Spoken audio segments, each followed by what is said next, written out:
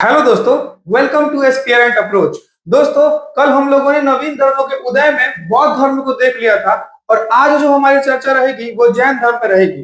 परंतु जैन धर्म को शुरू करने से पहले हम थोड़ा सा महाजन पद के बारे में देख लेते हैं, क्योंकि महाजन पद से आपके एग्जाम में क्वेश्चन आया है और सिंपल क्वेश्चन आया है, बस लोकेशन बेस्ड और राजधानी बेस्ड क्वेश्चन आया है। तो महाजन पद भी इंपॉर्टेंट हो जाता है हमारे एग्जाम पॉइंट ऑफ व्यू से। तो आपको थोड़ा सा एक बार टाइम लाइन आपको याद करा देते हैं कि सबसे पहले हम लोगों ने इतिहास के स्रोत को पढ़ा, उसके बाद सिंधु घाटी को पढ़ा, सिंधु घाटी के बाद वैदिक सभ्यता को पढ़ा। तो वैदिक सभ्यता के बाद महाजन पद का उदय हुआ और महाजन पद के बाद नवीन धर्मों का उदय हुआ। तो मैंने कल सोचा था कि इसको लास्ट में मतलब एज ए स्टैटिक में आपको डाल दूंगा, लेकिन यहाँ पे आपको लिंक कर देता हूं कि वैदिक काल के बाद, वैदिक काल में उत्तर वैदिक काल के बाद महाजन पदों का उल्लेख, महाजन पदों का उदय हुआ। और इन महाजन पदों का उल्लेख हमको कहां देखने को मिलता है? अंगुत्तर निकाय और भगवती सूत्र में। ठीक है, तो अब हम लोग थोड़ा सा महाजन पद को देख लेते हैं, उसके बाद हम लोग जैन धर्म पे चर्चा करेंगे। ठीक है, तो हम लोग जो महाजन पद को देख लेते हैं वो मैप के माध्यम से देखेंगे, और जिसमें अगर ज्यादा नाम है, जैसे यूपी में ज्यादा नाम है, ज्यादा राज्य है यूपी में, तो यूपी को हम लोग ट्रिक के माध्यम से समझने का प्रयास करेंगे। आप वीडियो के अंत तक बने रहिए, और अगर आपको वीडियो से फायदा होता है, आपको हर सारा कंटेंट क्लियरली समझ में आ जाता है, तो जरूर से शेयर करा कीजिए दोस्तों। ठीक है, तो महाजन पद को हम लोग देखना स्टार्ट करते हैं। सबसे पहले 16 महाजन पद हैं। 16 महाजन पद का जिक्र किस किताब में मिलता है? भगवती सूत्र में मिलता है और अंगुत्तर निकाय में देखने को मिलता है। अब इन 16 महाजन पदों में कौन कौन से पद, कौन कौन से राज्य कहाँ थे, इनको देख लेते हैं। सबसे पहले अपनी चर्चा बिहार से स्टार्ट करते हैं। तो देखिए, जो बिहार में थे वो मुख्य रूप से 3 महाजन पद थे। पहला मगध, अंग और वज्जी। मगध, अंग और वज्जी। जैसे जैसे मैं बोलूं वैसे वैसे आप भी बोला कीजिए, आपको याद हो जाएगा। मगध, अंग और वज्जी कहाँ थे? बिहार में। मगध, अंग और वज्जी। मगध जो पटना और गया का एरिया है वो मगध में आता था, और मगध की राजधानी क्या थी? राजगीर।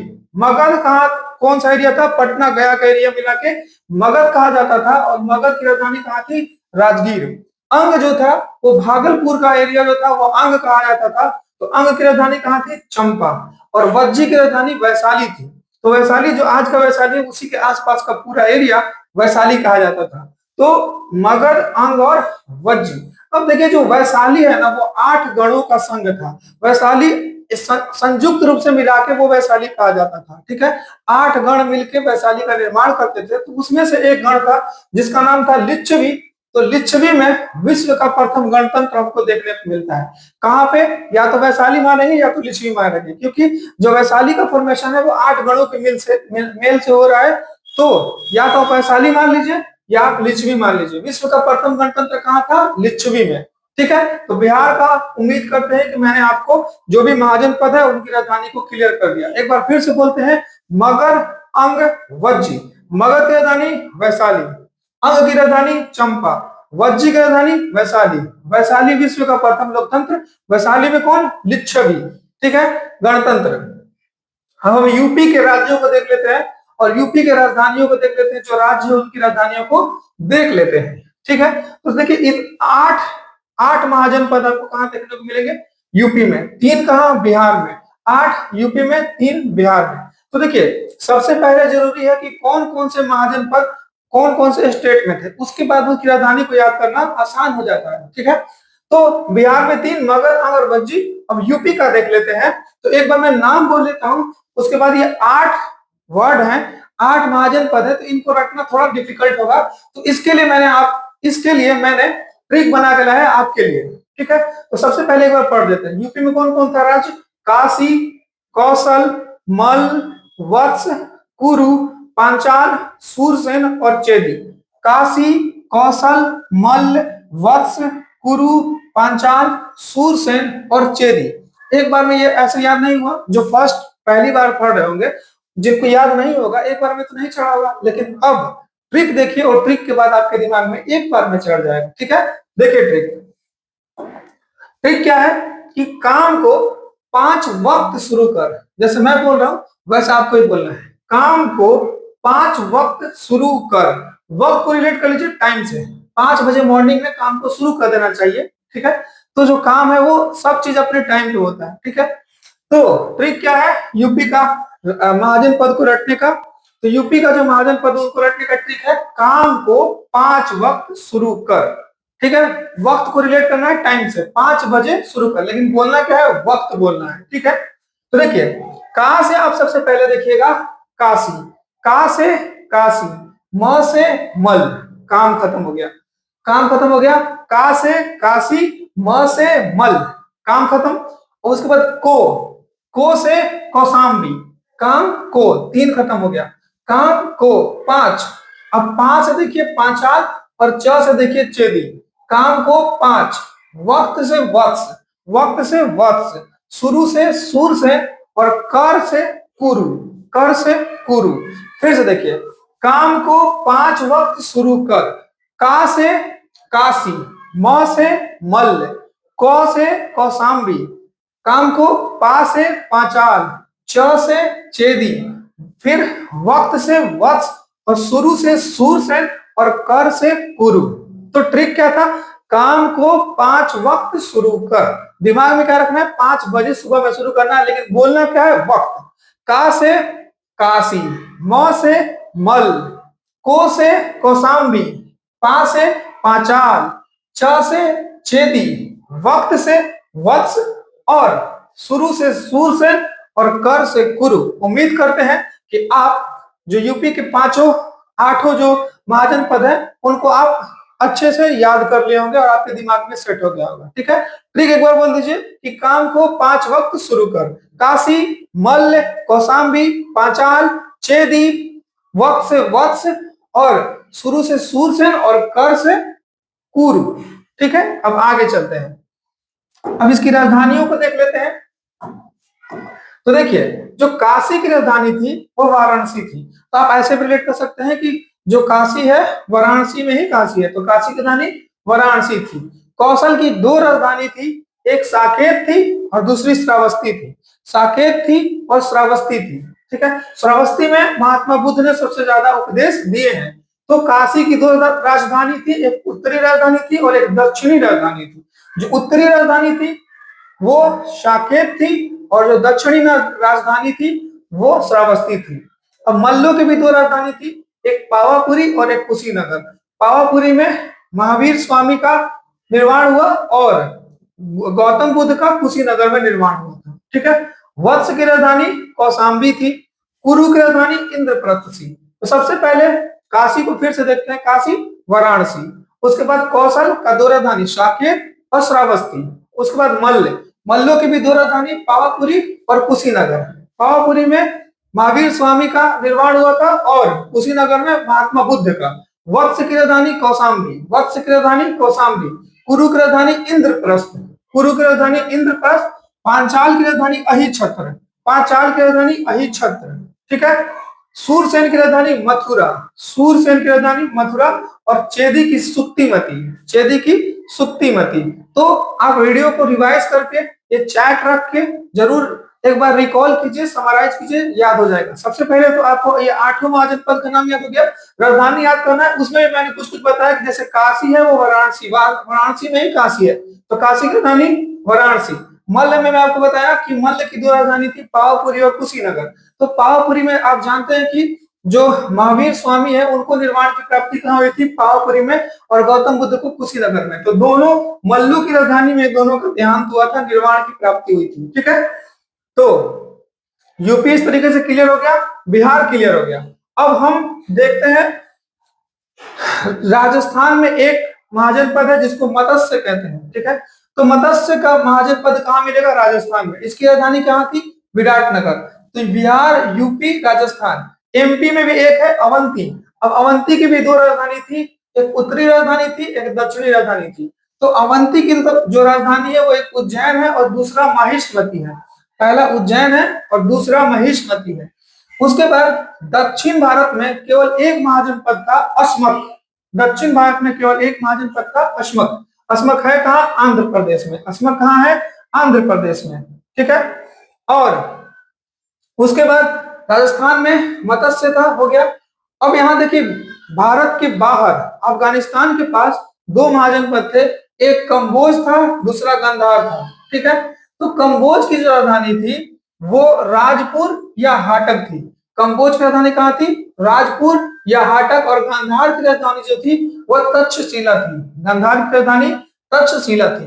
तो उम्मीद करते हैं कि आपको 16 महाजनपदों को मैंने अच्छे तरीके से आपको बता दिया और आपके दिमाग में कम से कम जो अभी वीडियो के दौरान जो राज्य है वो सेट हो गए। ठीक है, फिर एक बार रिकॉल करते हैं। बिहार से 3 राज्य मगध, अंग, वज्जी। यूपी का याद करने के लिए काम को 5 वक्त शुरू कर। का से काशी, म से मल्ल, को से कौशाम्बी, पा से पांचाल, छ से छेदी, वक्त से वत्स, शुरू से सूरसेन और कर से कुरु। ठीक है, तो ये 8 का 8 हो गया। काशी, कौशल, मत्स्य, मल्ल, वत्स, कुरु, पांचाल, सूरसेन, चेदी। 5 3 8 क्लियर। दक्षिण भारत का केवल एक महाजनपद है जिसका नाम है अशमक। वो कहां पड़ता है? आंध्र प्रदेश में। ठीक है, और उसके बाद एमपी का एक अवंती। अवंती की 2 राजधानी थी, उज्जैन और महिष्मती। राजस्थान से एक मत्स्य और 2 थे बाहर के, भारत से बाहर अफगानिस्तान के पास कंबोज और गांधार। गांधार की राजधानी तक्षशिला और कंबोज की राजधानी राजपुर या हाटक। उम्मीद करते हैं कि आपको ये महाजनपद बिल्कुल अच्छी तरीके से क्लियर हो गया होगा। अब हम नेक्स्ट मूव करते हैं किस पे? जैन धर्म पे। तो, तो देखिए जैन धर्म को हम लोग देखते हैं। तो जैन धर्म के जो संस्थापक माने जाते हैं वो ऋषभ देव है। जैन धर्म के संस्थापक कौन है? ऋषभ देव है। और लेकिन वास्तविक संस्थापक जो है वो महावीर स्वामी को माना जाता है। जैन धर्म के प्रथम जो संस्थापक है या फिर जिनको संस्थापक कहा जाता है वो ऋषभ देव है। उनको आदिनाथ भी कहा जाता है। ठीक है, और जो जैन धर्म के वास्तविक संस्थापक है वो महावीर स्वामी को माना जाता है, जो जैन धर्म के 24वें तीर्थंकर रहे थे। तो ये ऋषभ जो देव थे उनको हिमालय पर्वत पे ज्ञान की प्राप्ति हुई थी। ये एक फैक्ट आप याद रखिएगा। संस्थापक कौन? ऋषभ देव। उनको आदिनाथ कहा जाता है। ये पहले तीर्थंकर थे। तीर्थंकर का शाब्दिक अर्थ होता है कि दुख समान दुनिया से पार लगाने वाला। दुख रूपी दुनिया से मतलब सागर रूपी संसार से, जो वो संसार को एक सागर बताया। कैसा सागर बताया? कि दुख से भरा हुआ ये संसार रूपी जो सागर है उससे पार करने वाले को, उसको पार कराने वाले को हम लोग तीर्थंकर कहते हैं। ठीक है, ठीक है। तो तीर्थंकर का शाब्दिक अर्थ आप समझ गए। संस्थापक ऋषभ देव, इनको ज्ञान की प्राप्ति कहाँ हुई थी? हिमालय पर्वत पे। और 24वें तीर्थंकर है महावीर स्वामी, ये वास्तविक संस्थापक है। उसके बाद एक फैक्ट याद रखिएगा कि जो पहले तीर्थंकर है और जो 22वें तीर्थंकर है उनका जिक्र हमको ऋग्वेद में देखने को मिलता है। जिन पहले तीर्थंकर का नाम ऋषभ देव और 22वें तीर्थंकर का नाम अरिष्ट नेमि, जिनका जिक्र हमको कहाँ देखने को मिलता है? जिनका उल्लेख हम लोग को ऋग्वेद में देखने को मिलता है। कहाँ देखने को मिलता है? ऋग्वेद में देखने को मिलता है। अब हम थोड़ा सा 23वें तीर्थंकर को देख लेते हैं, क्योंकि 23वें तीर्थंकर भी महत्वपूर्ण है, लेकिन सबसे ज्यादा महत्वपूर्ण पढ़ने को जो होता है वो महावीर स्वामी होता है। 23वें तीर्थंकर इसलिए महत्वपूर्ण है कि इन्होंने भी 4 शिक्षाएं दी थी जो जैन धर्म में समाहित कर ली गई, इसलिए ये भी इंपॉर्टेंट हो जाते हैं। 23वें तीर्थंकर पार्श्वनाथ। ठीक है, जो 23वें तीर्थंकर थे पार्श्वनाथ, वो काशी के राजा अश्वसेन के पुत्र थे। आप एक चीज को आप गौर करेंगे कि जो भी संत है वो कहां से आ रहे हैं? वो राजा के सम्राट से आ रहे हैं, मतलब राजा के सम्राट, राजा के घर घराने से ही आ रहे हैं। ठीक है, तो जो 23वें तीर्थंकर थे वो पार्श्वनाथ, वो किसके पुत्र थे? काशी के राजा अश्वसेन के पुत्र थे।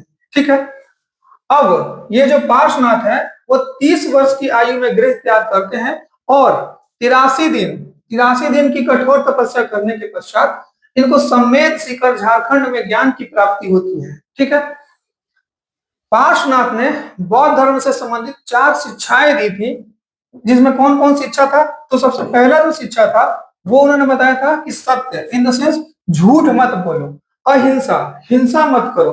पर देखिए यहीं से 2 क्वेश्चन आता है, अस्तेय और अपरिग्रह से।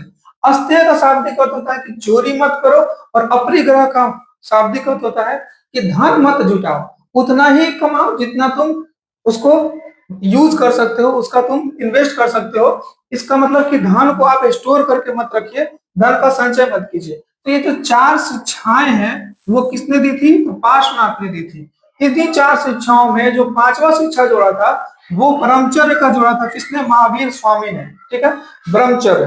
ठीक है, आदमी को सादा जीवन व्यतीत करना चाहिए, ब्रह्मचर्य का पालन करना चाहिए। तो पांचवा आर्य सत्य को किसने जोड़ा था? वो भगवान महावीर ने जोड़ा था।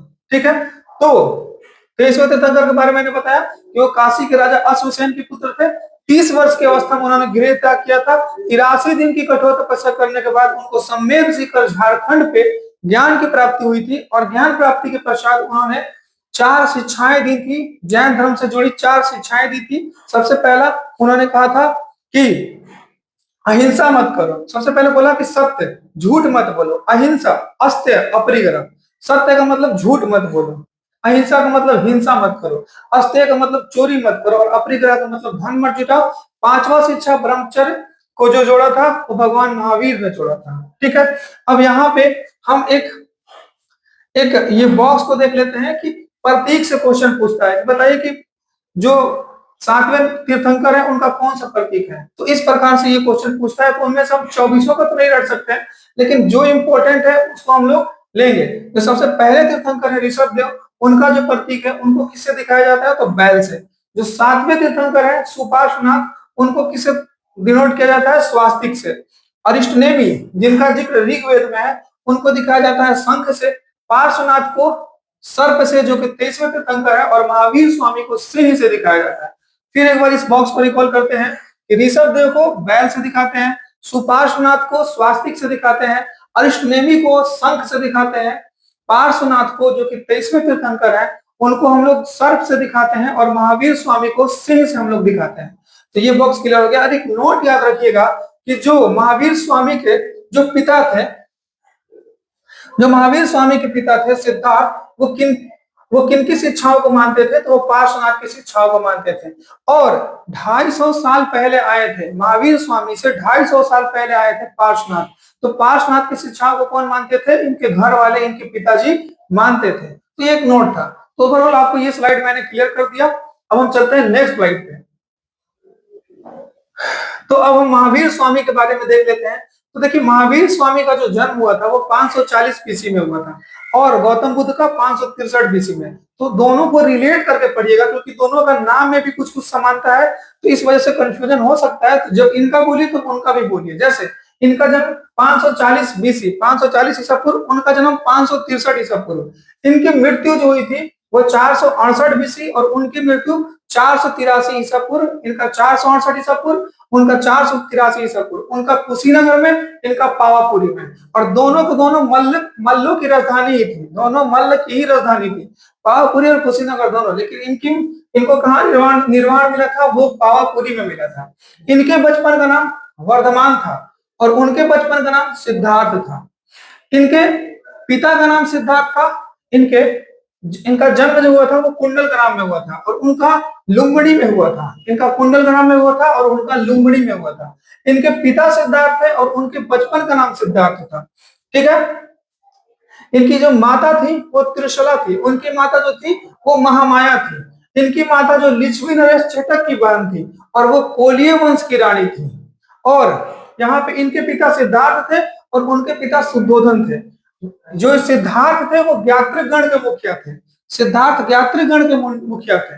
ठीक है, और इसकी जो माता थी वो त्रिशला थी, जो कि लिच्छवी नरेश चेटक की बहन थी, और उसकी माता जो थी वो महामाया थी, जो कि कोलिय वंश की रानी थी। ठीक है, अब इनकी पत्नी जो थी वो यशोदा थी।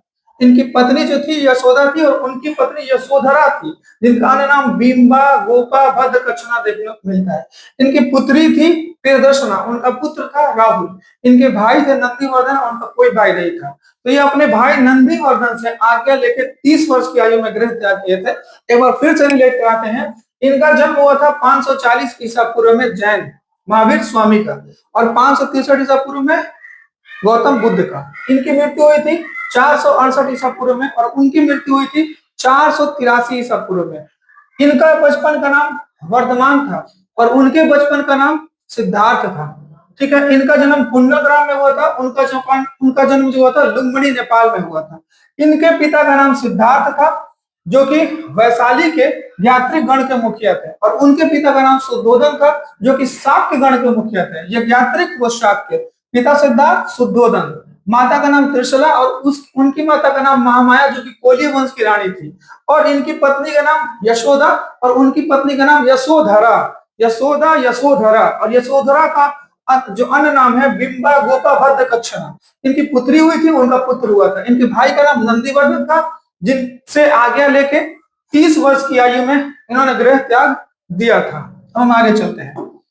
आगे चलते हैं। गृह त्याग के 12 वर्ष के बाद, याद रखिएगा, क्वेश्चन पूछता है कि जो महावीर स्वामी है उनको कब ज्ञान की प्राप्ति हुई थी। तो मैक्सिमम लोग 42 वर्ष लगाते हैं, लेकिन आप एक बार लॉजिक लगाइए कि 30 वर्ष की आयु में उन्होंने गृह त्यागा, तो 12 साल के बाद यानी 13वां साल यानी 43वें वर्ष में उनको ज्ञान की प्राप्ति होगी, कैवल्य की प्राप्ति होगी। और कैवल्य प्राप्ति होने के बाद उनको निम्न नामों से जाना जाएगा। उनको जीन कहा जाएगा, उनको केवलीन कहा जाएगा, महावीर कहा जाएगा, निग्रंथ, कोई भी वो बंधन में नहीं है, निग्रंथ है, अहर्त कहा जाएगा, पूजनीय कहा जाएगा। ठीक है, तो कब गृह त्यागा था? 30 वर्ष में। लेकिन ज्ञान की प्राप्ति 12 वर्ष बाद हुई थी। इन 43वें वर्ष हुई थी, अपने जीवन के 43वें वर्ष, 42वें वर्ष नहीं, 43वें वर्ष। ठीक है, ये छोटा सा पॉइंट बहुत मैक्सिमम लोग नहीं बता पाते हैं, लेकिन यही सही है कि 43वें वर्ष ज्ञान की प्राप्ति हुई थी।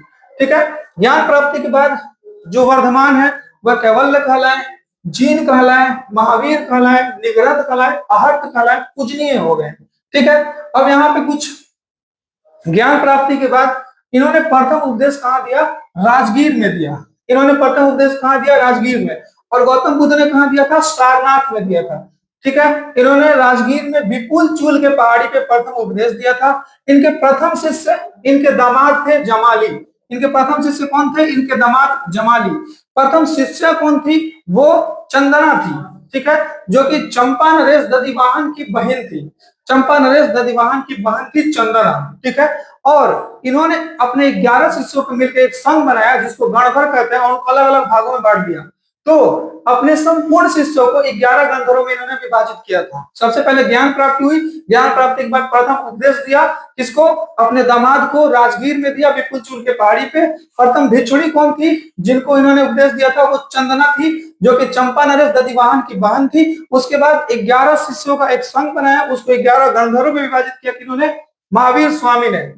और यहाँ पे एक फैक्ट याद रखिएगा कि जब महावीर स्वामी की मृत्यु हो गई तो बस एकमात्र गंधर्व बचा था, जिसके जो नेता थे वो आर्य सुधर्मन थे। आर्य सुधर्मन थे, यानी महावीर की मृत्यु के बाद कौन सा एक गंधर्व बचा हुआ था? तो आर्य सुधर्मन बचा हुआ था, जिनको जैन धर्म में प्रथम थेरा या प्रथम उपदेशक कहा जाता है। तो प्रथम उपदेशक कौन होंगे? आर्य सुधर्मन। प्रथम उपदेशक कौन होंगे? आर्य सुधर्मन। अब यहाँ पे एक नोट याद रखिएगा कि महावीर के प्रारंभिक जीवन की जानकारी जो है वो भद्रबाहु द्वारा रचित कल्प सूत्र में देखने को मिलती है। आपसे पूछेगा भगवान महावीर के प्रारंभिक जीवन की जानकारी कहाँ मिलती है?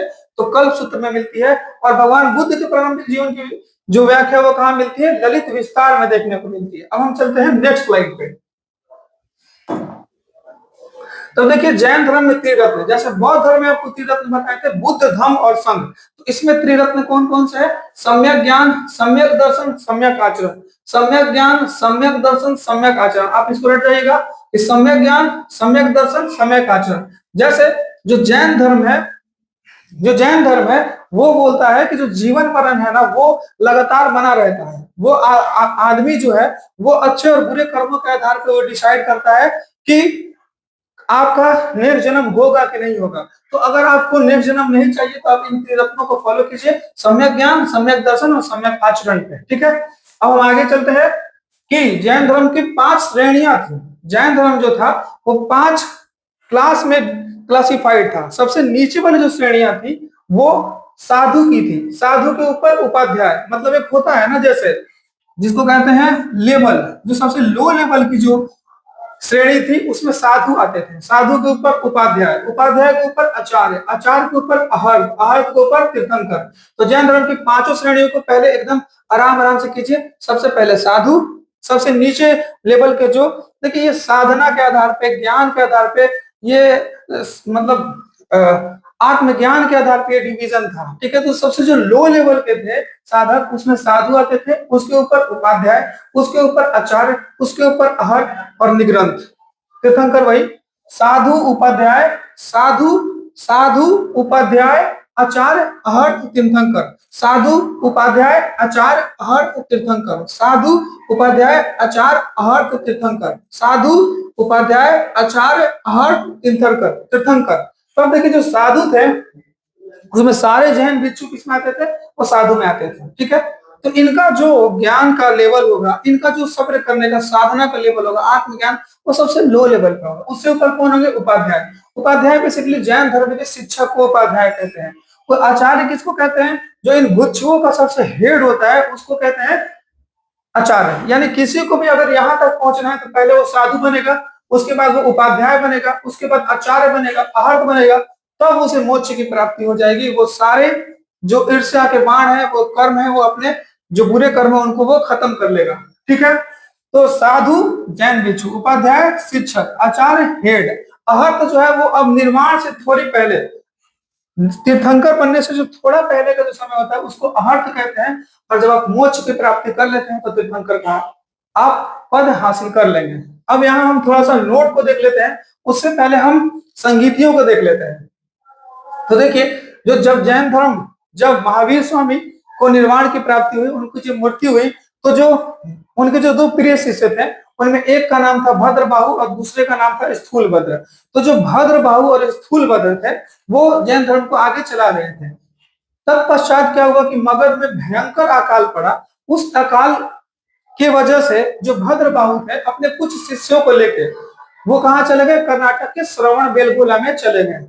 अब जो ये श्रवण बेलगोला गए थे तो उनके साथ चंद्रगुप्त मौर्य भी गए थे। तो चंद्रगुप्त मौर्य को लेकर ये श्रवण बेलगोला चले गए, जहां चंद्रगुप्त मौर्य जो है वो संलेखना विधि से अपना देह त्याग देते हैं। ठीक है, तो जब अकाल खत्म होता है तो भद्रबाहु जब लौट के आते हैं तो विवाद हो जाता है तो स्थूलभद्र में और भद्रबाहु में। भद्रबाहु जो थे उनका कहना था कि जो जैन धर्म का जो पारंपरिक शिक्षा है उसी को रहना चाहिए, लेकिन जो ये श्वेतांबर वाले जो स्थूलभद्र हैं वो बोलते हैं कि नहीं, कुछ तो उदारता आनी चाहिए समय के हिसाब से। ठीक है, तो इस प्रकार जो डिवीजन हुआ दो भाग में, एक बटा श्वेतांबर और दूसरा बटा दिगंबर। जो भद्रबाहु की बात को माने वो दिगंबर कहलाए, जो स्थूलभद्र की बात को माने वो श्वेतांबर कहलाए। ठीक है, अब जैन धर्म के प्रचार प्रसार के लिए दो संगीतियां हुई। जैसे बौद्ध धर्म के प्रचार प्रसार के लिए 4 संगीतियां हुई थी, तो 2 संगीतियों में पहली जैन संगीति हुई थी वो कहाँ हुई थी, पाटलिपुत्र में हुई थी और 300 ईसा पूर्व में हुई थी। इसके अध्यक्ष कौन थे, स्थूलभद्र। यहाँ पे क्या किया गया कि 12 अंगों का संकलन किया गया और संकलन किसने किया था, भद्रबाहु ने। अध्यक्ष थे स्थूलभद्र, लेकिन ये जो रचना है बुक जिसका नाम है 12 अंग, उसकी रचना किसने की थी, भद्रबाहु। भद्रबाहु ने इस पहली जैन संगीति का बहिष्कार किया था। उसके बाद द्वितीय जैन संगीति जो है वो ईस्वी में हुई, 512 ईस्वी के करीब हुई थी, वल्लभी गुजरात में। यहाँ पे 12 उपांगों का रचना किया गया और यहाँ के जो अध्यक्ष थे वो देवादि शर्मा श्रमण थे। ठीक है, तो पहले जो बौद्ध संगीति है, सॉरी जैन संगीति है, उसके अध्यक्ष कौन थे, स्थूलभद्र। दूसरे के देवादि शर्माश्रम। पहले में 12 अंग और दूसरे में 12 उपांग। पहला जो हुआ था वो पाटलिपुत्र में हुआ था, दूसरा जो हुआ था वल्लभी गुजरात में हुआ था। तो हम कुछ फैक्ट्स को देख लेते हैं। जैसे एक जैन मंदिर बहुत फेमस है, दिलवाड़ा जैन मंदिर। तो दिलवाड़ा जैन मंदिर का निर्माण किसने किया था, तो एक राजा विमल शाह थे। तो विमल शाह के यहाँ काम करने वाले वस्तुपाल और तेजपाल। अगर राजा का नाम पूछेगा तो विमल शाह, विमल शाह। ठीक है, उसके बाद जैन ग्रंथों को आगम कहा जाता है। इसमें 12 अंग, 12 उपांग, 14 पूर्व, ऐसे मतलब पूरा जैन धर्म के पूरे ग्रंथों को आगम कहा जाता है। अब यहाँ पे आप एक बाहुबली की मूर्ति के बारे में सुने होंगे। तो देखिए, ये जो बाहुबली की मूर्ति है जिसको हम लोग गोमतेश्वर की मूर्ति भी कहते हैं, इसका निर्माण किया था गंग वंश के राजा। गंग वंश का राजा था जिनका नाम राजमल चतुर्थ था। तो राजमल चतुर्थ का सेनापति थे जिनका नाम चामुंड राय है। क्या नाम है, चामुंड राय। चामुंड राय ने एक बाहुबली जीन की मूर्ति बनाई थी जिसको गोमतेश्वर की मूर्ति कहते हैं। और कहाँ बनाई थी, श्रवण बेलगोला में इसका निर्माण करवाया था। और यहीं पे महामस्ताभिषेक होता है। तो आपसे पूछेगा जैन धर्म से संबंधित महामस्ताभिषेक का आयोजन कहाँ होता है, तो वो श्रवण बेलगोला में होता है, 12 वर्ष के अंतराल पे। ठीक है, तो ओवरऑल ये मैंने आपको क्लियर कर दिया। ठीक है, अब हम आगे चलते हैं। अब यहाँ पे आप थोड़ा सा समानता देख लीजिए और थोड़ा सा अंतर देख लीजिए बौद्ध धर्म और जैन धर्म में। ठीक है, तो आप अंतर देख लीजिएगा तो समानता समझ में आ जाएगा। जैसे पहले अंतर को देखिए, जो बौद्ध धर्म है वो आत्मा को नहीं मानता है, लेकिन जो जैन धर्म है वो आत्मा को मानता है। सबसे पहला डिफरेंस कि बौद्ध धर्म आत्मा को नहीं मानता है, जैन धर्म आत्मा को मानता है। उसके बाद जो बौद्ध धर्म है वो कहता है कि दुख और इच्छा, अगर आपके मन में कोई इच्छा रह गई तो आपको मोक्ष नहीं मिलेगी और आपका पुनर्जन्म होगा। ठीक है, तो ये कहते हैं कि इच्छा के वजह से पुनर्जन्म होता है, इच्छा की वजह से मोक्ष में जो है वो रुकावट आती है। दुख और इच्छा, आपके शरीर में आपके जीवन में कोई दुख रह गया, कोई इच्छा रह गई तो आपको मोक्ष नहीं मिलेगा। लेकिन इनको ये जो है जैन धर्म वो कहते हैं कि जन्म मृत्यु के चक्र से मुक्त करना मोक्ष कहलाता है। और वो बेसिकली आपने कितना पाप किया है, आपने कितना पुण्य किया है, इसके हिसाब से उन्होंने बताया। इन्होंने बताया कि इच्छा और दुख अगर रह गया तो आपको मोक्ष की प्राप्ति नहीं होगी। इन्होंने बताया कि अगर आपका पाप ज्यादा है, पुण्य कम है, तो मोक्ष की प्राप्ति नहीं होगी। इन्होंने इसको पाने के लिए, इच्छाओं पे विजय प्राप्त करने के लिए मध्यम मार्ग को अपनाया, अष्टांगिक मार्ग को अपनाया। लेकिन इन्होंने कहा कि कठोर तपस्या करना होगा, अपने आप को जितना सता सकते हैं सताइए। और ये जितना सता सकते हैं धर्म में, जितना सताइए। इसमें आप लेखना विधि आपका नाम सुनाओगे, ठीक है, जिसमें अन्न जल का त्याग कर दिया जाता है और शरीर को एकदम व्यथा में रखा जाता है और उस प्रकार मृत्यु को स्वीकार किया जाता है। ठीक है, तो इसमें साधना का मार्ग बताया गया, मध्यम मार्ग, और इसमें कठोर मार्ग। इनकी जो भाषा थी वो पाली थी और जैन धर्म का जो प्रचार का भाषा था वो प्राकृत था। ये मन की शांति और करुणा पर जोर देता है। मन की शांति होनी चाहिए, इच्छाओं का लोप होना चाहिए, और ये आत्मा की शुद्धि पे जोर देता है कि आत्मा शुद्ध होना चाहिए। ओवरऑल आप कह सकते हैं कि ये आत्मा पे विश्वास करते थे, ये आत्मा पे विश्वास नहीं करते थे।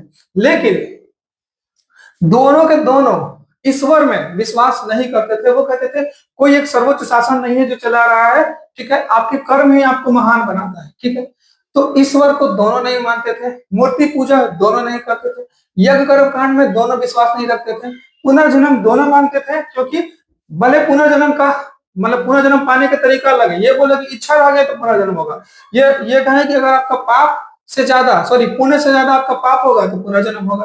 तो लेकिन पुनर्जन्म को दोनों माना है और मोक्ष को भी दोनों लोगों ने माना है। ठीक है, तो उम्मीद करते हैं कि मैंने अपनी बातों को डिलीवर करके आपको ये 4 चैप्टर को अच्छी तरीके से समझा दिया होगा। आप धीरे धीरे से मैप रख के और धीरे धीरे से पूरे चैप्टर को आप खत्म करने का प्रयास कीजिएगा और बार बार रिवाइज कीजिएगा। ठीक है, इस प्रकार हम अपनी बातों को खत्म करते हैं। मिलते हैं कल नेक्स्ट वीडियो के साथ।